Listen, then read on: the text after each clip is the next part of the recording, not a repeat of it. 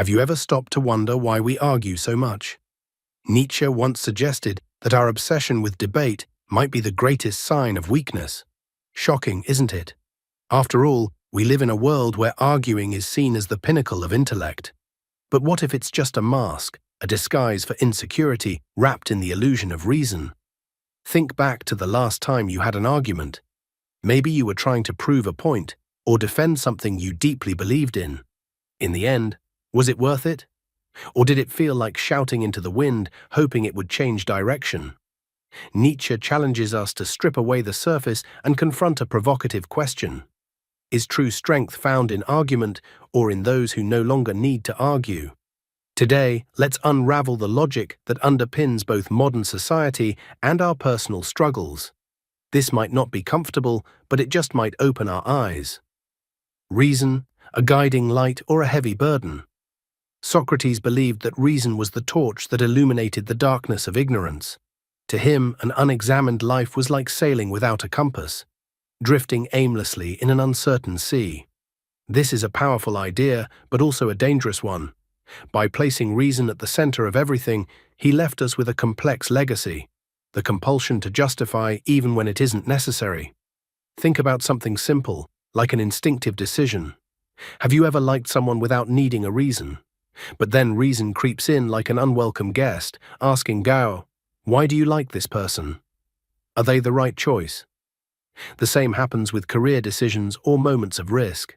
Sometimes an entrepreneur feels drawn toward an investment without having all the data. They trust their gut rather than what can be proven. For Socrates, this would have been almost a sin.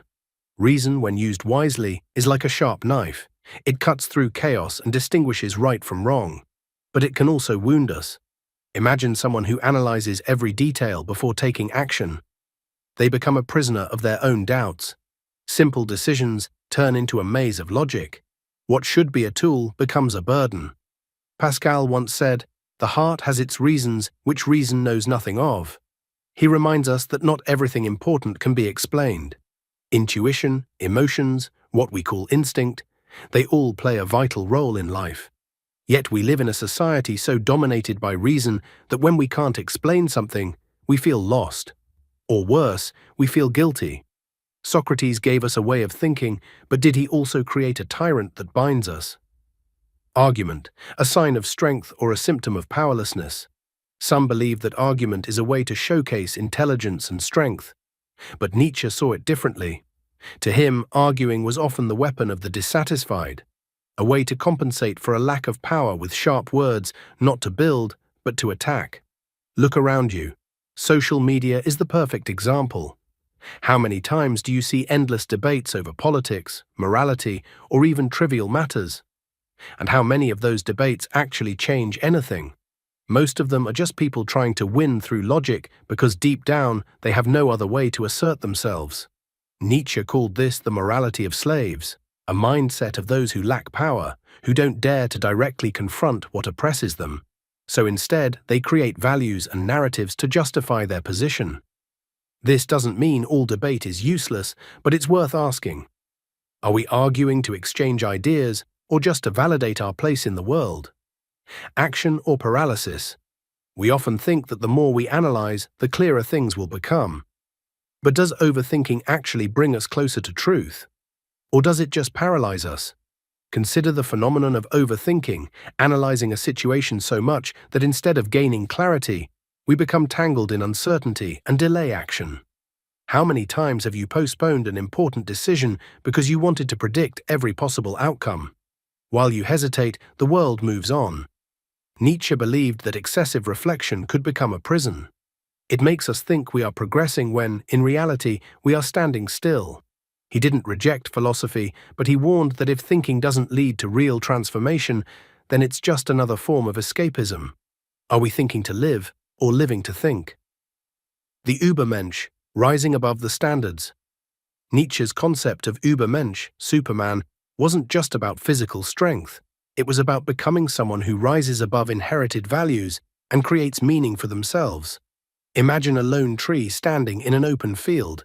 It has no shelter from the wind, but it also has no competition for sunlight. Its roots grow deep because it has no choice but to rely on itself. That is the essence of the Übermensch, self-reliant, inwardly strong, needing no validation or support from the outside. Today, the Übermensch appears in many forms: entrepreneurs who create revolutionary companies, artists who defy trends. They don't wait for permission, they act on instinct and trust their own path. But living as the Übermensch is not easy. It requires the courage to abandon values imposed by society. It's always easier to follow a pre-made path than to carve out your own. So the question is, are we ready to face this creative solitude? Ultimately, everything we've discussed might make you uncomfortable, and that's a good sign.